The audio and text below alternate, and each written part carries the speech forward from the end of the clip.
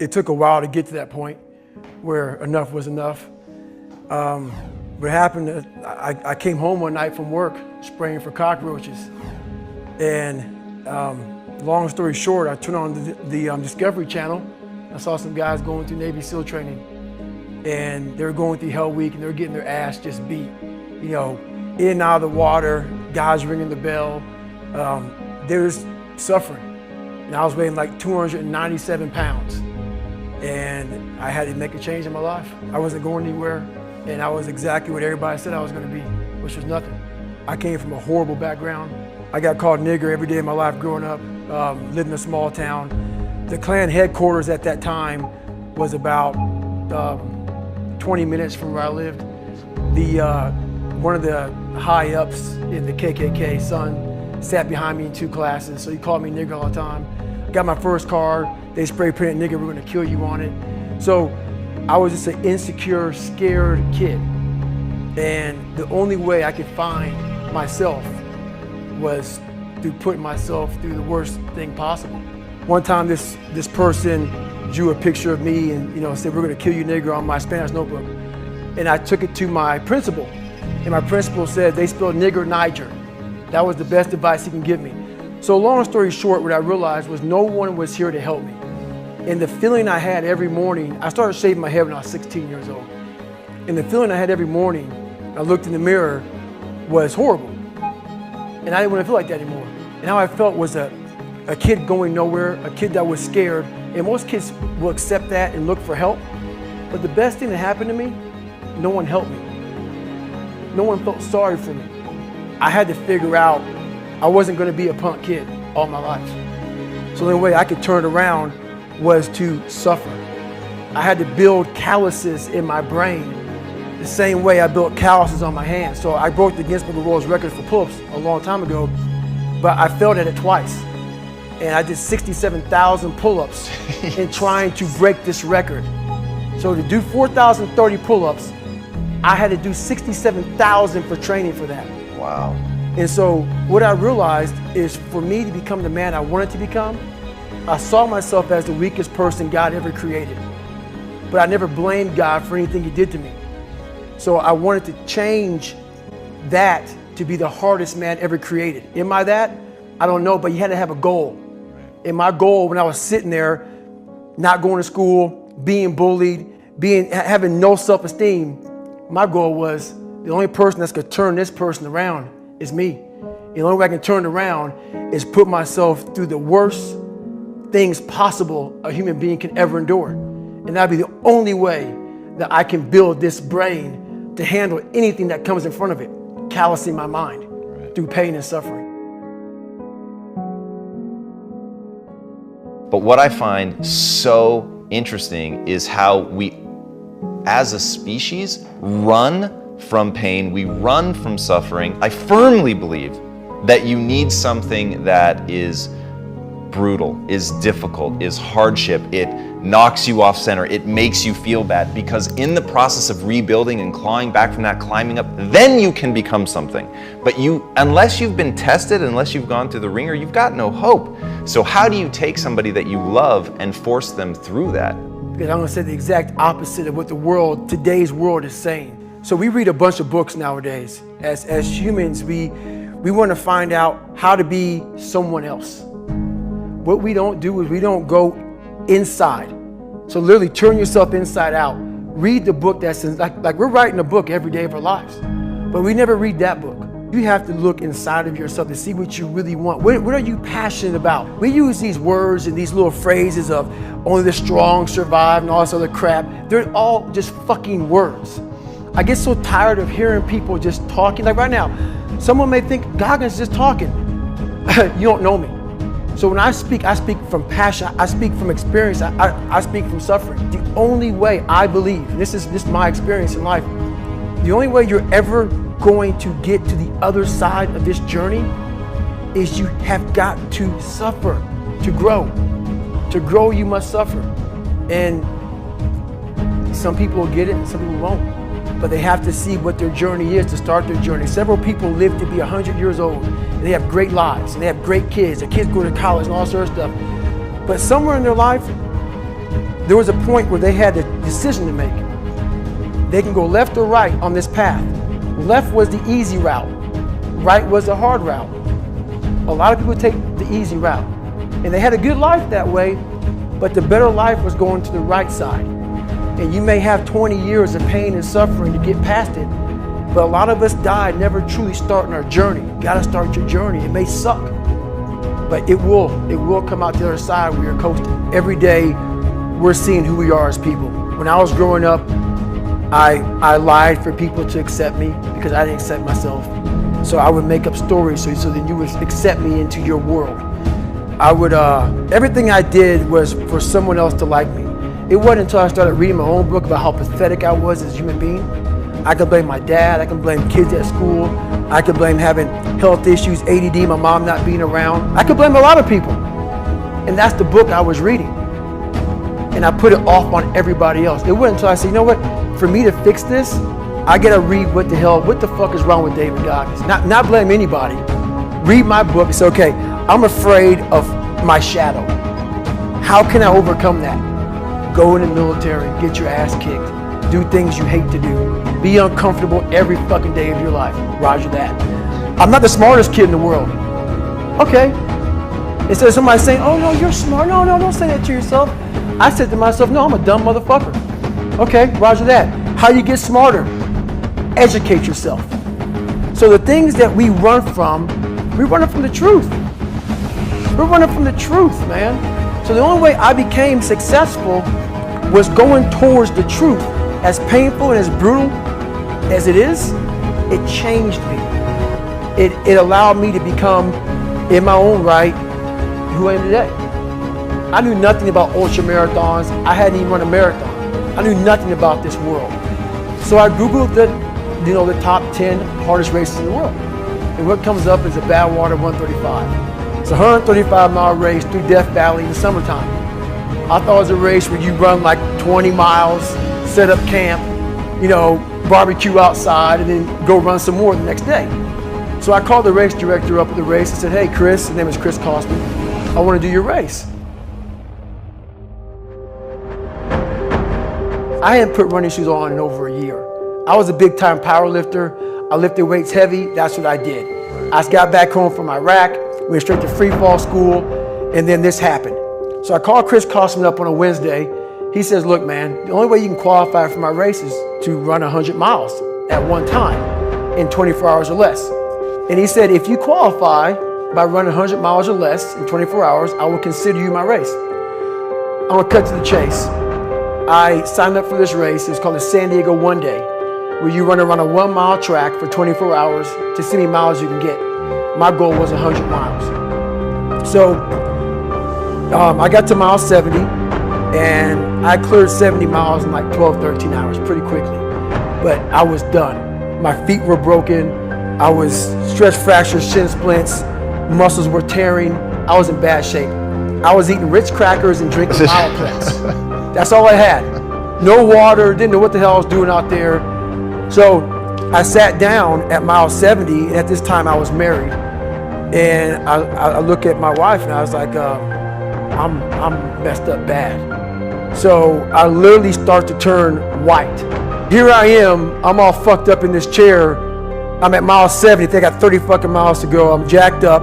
I gotta go to the bathroom. The bathroom's like 20 feet from me, it's a porta potty. I can't get out of the fucking chair. So I'm peeing blood down my leg. Whoa. Pooping up my fucking pack. And I got 30 miles to go. And I can't stand up because my blood pressure's all messed up. I've been in 3 hell weeks, Ranger school, overcome so many obstacles in my life. This last 30 miles of this race is when I realized a human being is not so human anymore. We have the ability to go in such a space if you're willing to suffer, and I mean suffer. Your brain and your body, once connected together, can do anything. And this 30 miles was the life-changing moment. I was out of it. I was in the worst pain in my entire life. I was, to me, on the brink of death. And I was able to chunk this 30 damn miles into small pieces. I was so driven, and I'm not gonna say motivated because motivation's crap. Motivation comes and goes. When you're driven, whatever's in front of you will get destroyed. So I sat in this chair and I was so driven to succeed in this race. And at this time, everybody goes, were you thinking about the guys that died? And I'm not gonna lie to you, I wasn't.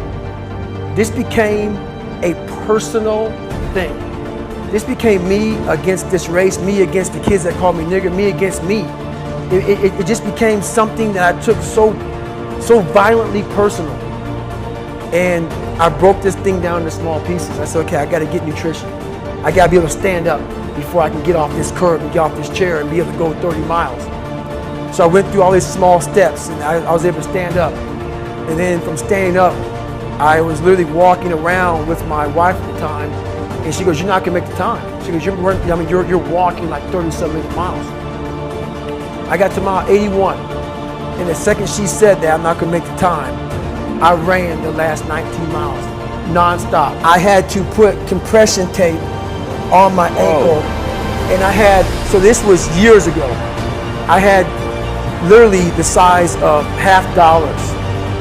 I had to get compression tape, and I taped up my ankles, and I taped up my feet, and that's how I got through that race. Like my shins hurt so bad from having stress fractures that the only way I could continue on was I taped it so I wasn't doing the flexor motion that activates your shins.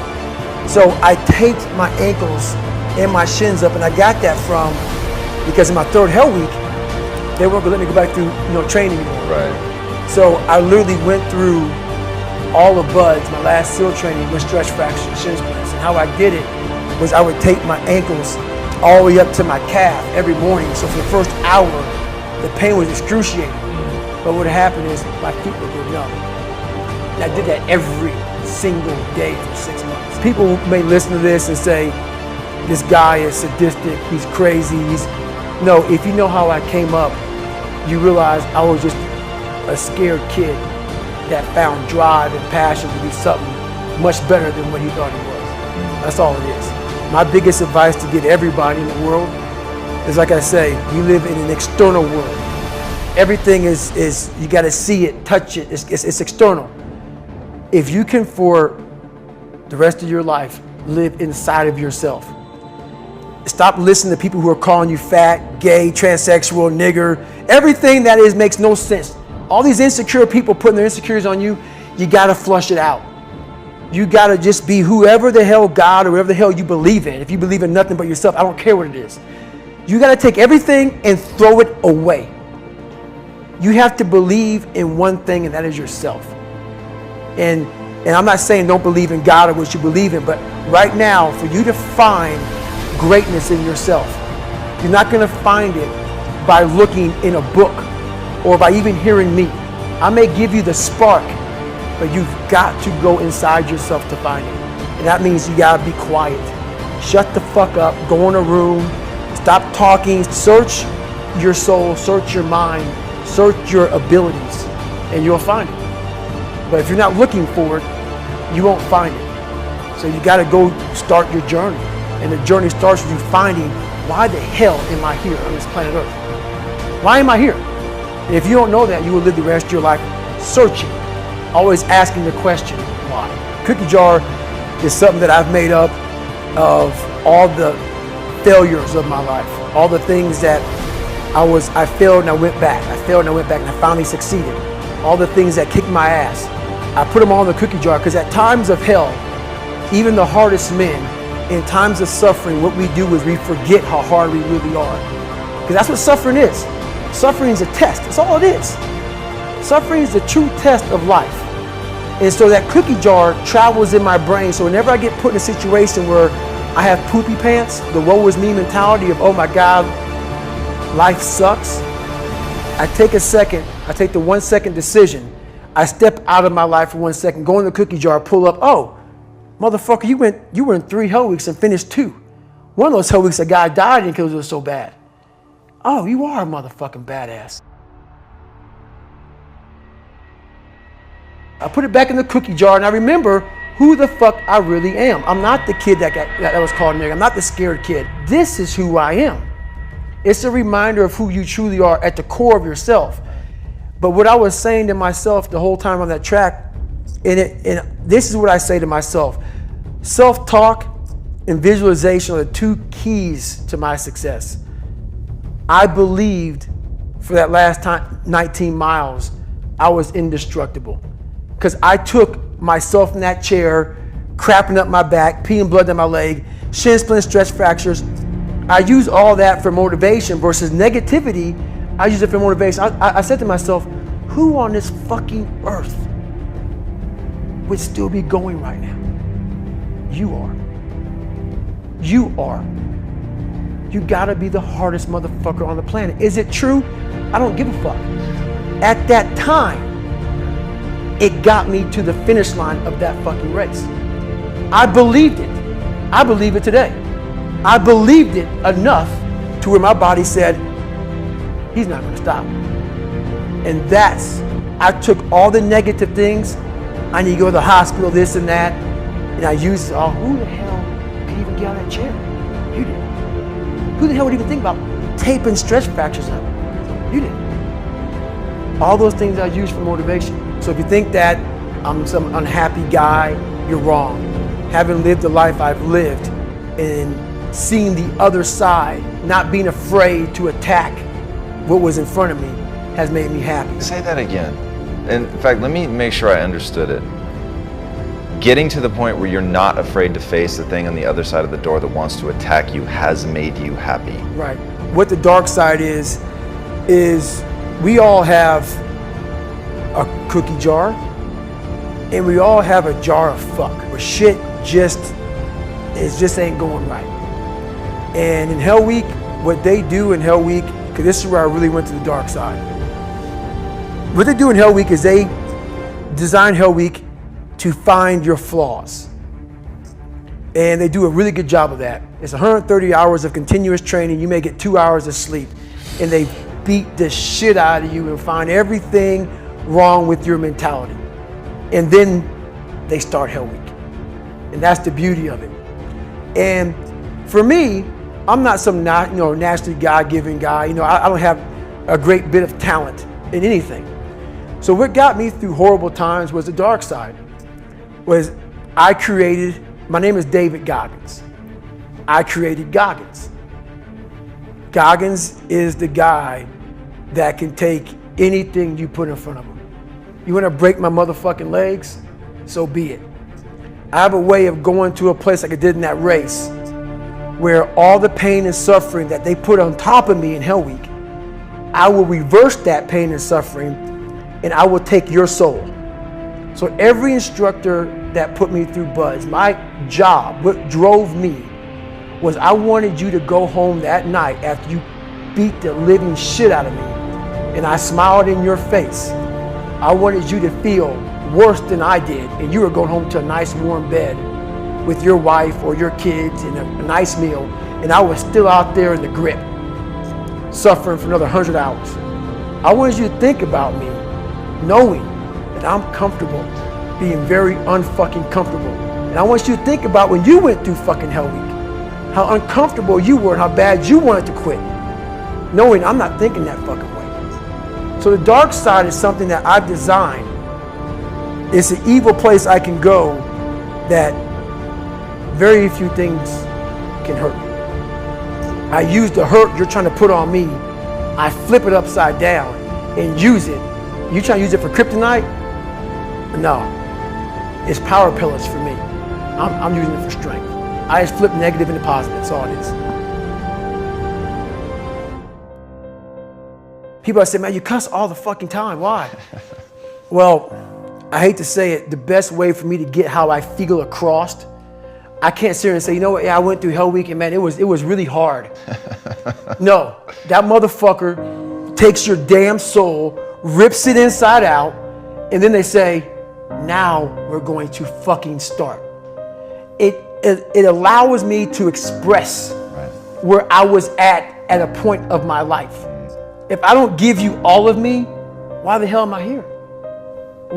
How will you learn from me people take so much offense to me. You will never learn from people if we always tap dance around the truth by finding the right words so I don't hurt you because you have thin skin. No, tighten up, people. It's okay. Trust me, it's okay. You might be called nigger one day. It's okay. You might be called some Jewish word or some faggot or gay word. It's okay. Let them call you that. What are you going to do now? They don't own your life. How are you going to control that now? How are you going to flip it upside down and say, Roger that, now I'm going to harness this shit and you'll read about me years from now? How? That's the question. How are you going to do that? Thicken your skin. Become more of a human being. Don't be afraid of the reflection in the mirror, because that's all you can be afraid of. Once you overcome the reflection in the mirror, you've done it. The younger generation quits. Not everybody. So I gotta put that. People get their butt hurt. So not everybody. Most of this generation quits the second they get talked to. You did this wrong, or they get yelled at. It's so easy to be great nowadays because everybody else is, most people are weak. This is a softened generation. So if you have any mental toughness, any ability, if you have any fraction of self-discipline, the ability to not want to do it but still do it. People have a hard thing understand. I hate to run. And what makes me so crazy, it doesn't anymore, is people go, well, why do you run if you hate it? What are you talking about? I don't want to take showers and eat either. I hate that too. That's life, man. It wasn't until I changed that mentality that I became somebody. I hated going to school, so guess what? I was dumb as shit. That's what 1 + 1 is 2. But if you can get through to doing things that you hate to do, on the other side is greatness.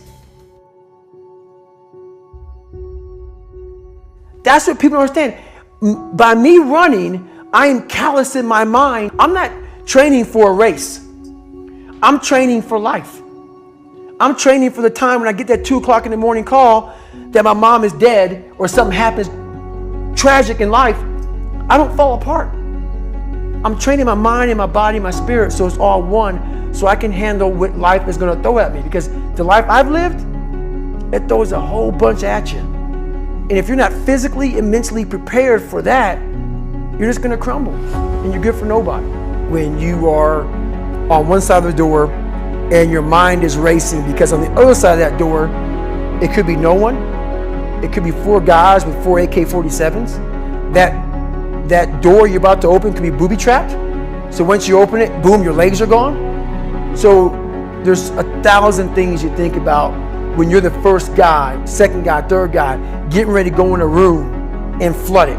You must be that person on that door, getting ready to open it, thinking to yourself, if I die, so be it. The only way you can go in that door is knowing there's a great chance you're gonna die. I hated jumping out of airplanes. I hated shooting guns. I hated the job as a Navy SEAL.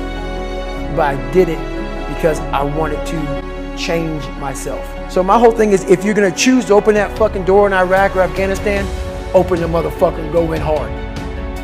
Because they're gonna remember you by slowly opening it and peeking in. So if you're gonna open it and you made the mind to open it, don't crack it open. Open the fucking door, go in. That's with life. If you're choosing to do something, attack it. Because they're gonna remember you as not attacking it. So I want to be remembered. You can hate me, but there's one thing you can't say about me. I didn't attack it. No matter what avenue I choose, I want to be the very best. And the very best may not be I'm number one. The very best is, did I leave everything inside of me out there? So attacking is not like, oh, I want to win this or win that or be the best. The best is I'm running against myself in everything I do. And that's what I attack. I attack myself. I'm always questioning myself. I'm always holding myself accountable. The accountability mirror is something that I kind of came up with in high school. Like I said, I started shaving my head when I was 16, and I got caught up in trying to impress so many people because no one liked me. So I developed so many different identities. Let me sag my pants. You know, let me pull my pants up. Let me talk this way or act this way or be this way or whatever the hell it may be. God, dog, there's so many different things I did to try to fit in with so many different groups that when you look in the mirror, that's the one person you can't lie to.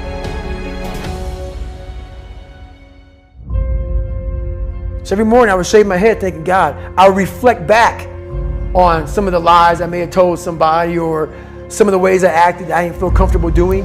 And I did it to impress other normal people. The key word there is normal, everyday people. I was trying to make other people like me. How pathetic is that? So this mirror would always tell me, my reflection would say, God, you are a pathetic man. How does it feel every day to be this way? So I would just start having myself accountable. How did I attack today? How did I attack yesterday? And if I didn't do something I was proud of, I would write down a sticky note and I would fix it. So then my senior year in high school, it was a totally different David Goggins. I wanted to sit the cool guy lunch table, man. I wanted, even though everybody was calling me a nigga all the time, I wanted to try to act like somebody I wasn't so I could fit in. And I sold my soul to the devil, trying to act like, I'm David fucking Goggins. That's who I am. And so I wrote down on a piece of paper, fuck the table, sit by your fucking self. And that's what I did, and guess what happened? My table became a table people started sitting at. One movie I watched all the time was Rocky. Great choice. Rocky 1. And I related to Rocky a lot because of one of the smart guy, just tried real hard. And the one scene that I related a lot of my life to, still to this day, was Rocky 1, round 14. And this is where I got taken souls from. If you look at round 14 of Rocky 1, Apollo is beating the shit out of Rocky. Rocky falls down in this corner. Mickey's saying, stay down, stay down. Rocky didn't hear a fucking soul. Apollo, after he knocked him down, turns around, hands in the air, like I finally knocked down this animal. Apollo doesn't know it, but Rocky is getting up. Apollo turns around the second Rocky gets up. And Apollo looks at Rocky, and Apollo looks at him with a look of like Rocky just took his soul. Apollo shakes his head, and Rocky has his gloves and he motions towards Apollo. Come on, motherfucker, I'm still here. So the image in my mind of a man was not one that had earrings, sagged his pants. I had this image in my head, and I was going to fulfill that. And I didn't do any trends. I stopped trending. I stopped being this guy who whatever was new, fuck it, that's not what I believe in. I'm doing this. This is what I want to be. This is what I'm going to be. When I was out, I had time to reflect on all I had accomplished. And that was the first time in my life where I sat back and said, wow. Because only I may be telling you some of the story, I know the exact truth of how brutal my life was and how I shouldn't be on this show today, and how the mind and how beautiful it is. So what brings me joy and happiness is knowing how beautiful the mind is. And I'm one of the few people that didn't read about it, didn't experience it through some drug. I got to experience the beauty of true fucking willpower. True, fuck you, I'm gonna fail, I'm gonna fucking fail, I'm gonna fucking fail, I'm gonna fucking fail, and I will succeed. Just me talking about that gives me a feeling I know what I did. And I don't need to travel somewhere or to have this or have that. I have it all here in my mind. The beauty is remembering this young, dumb, what people call nigger, is now where I'm at today. And that is, when you finally get to that point, for me, it's forever lasting peace. I could die right now on this show and I'll be happy, man. So That's my happiness, is my reflection on the suffering of my journey, knowing I never quit, nor was I guided by anybody on this earth. I was guided by something much more powerful, and I listened. And I chose the path of most resistance. Talent not required. I don't judge people, I don't criticize you. You want to be a douchebag and be an ass and not love this country, do whatever you want to do? I don't care, man. I fought for this country for you to do you. And I am all about you doing you, because I'm going to fucking do me. And I'm going to do me until I'm fucking dead. Who are you? At the core of your soul. And if he can't answer that question, our conversation's over. Because I can't say shit to him. Right. If you don't know who you are, I can't tell you who you are. Hopefully, I can help people that believe that they're much less than what they truly are. Help them find greatness in themselves. And greatness isn't running 200 miles at a time or doing 4,000 pull-ups or being a SEAL. Greatness is whatever the hell you dreamed of in your own mind. You gotta first see it. You gotta first create this vision in your mind. And then that's when I come into play. Once you create this vision in your mind, it's how am I gonna get there now? It's the vision created is inside of you.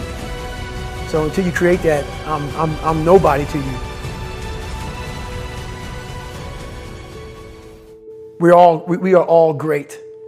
No matter if you think you're dumb, no matter if you think you're fat, no matter if you are fat, no matter if you've been bullied, or no matter if you just got back from Iraq or Afghanistan and you have no legs or your arms or whatever, man.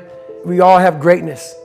You gotta find the courage. You gotta find the courage to put your Bose headphones on and silence the noise out of this world and to find it. And to find it because it's out there, but it's gonna take hard work, courage, self-discipline. It's gonna take all the non-cognitive skills. It's the non-cognitive skills that set you apart from everybody else. And that's what it's all about.